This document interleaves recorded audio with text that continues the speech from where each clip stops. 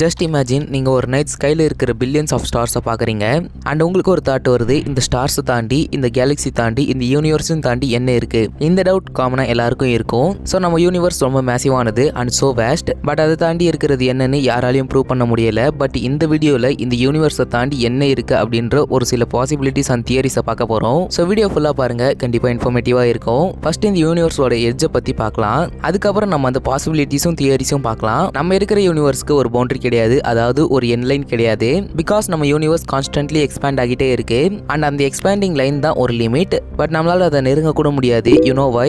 First, it is constantly expanding. அந்த expanding கொஞ்சம் கூட ஸ்டாப் ஆகாது. Second, we can't go near to the edge. அப்படியே நம்ம இந்த லைட்டோட ஸ்பீட்ல டிராவல் பண்ணாலும் அதுக்கு பில்லியன்ஸ் ஆஃப் இயர்ஸ் ஆகும் அந்த எட்ஜை நெருங்க.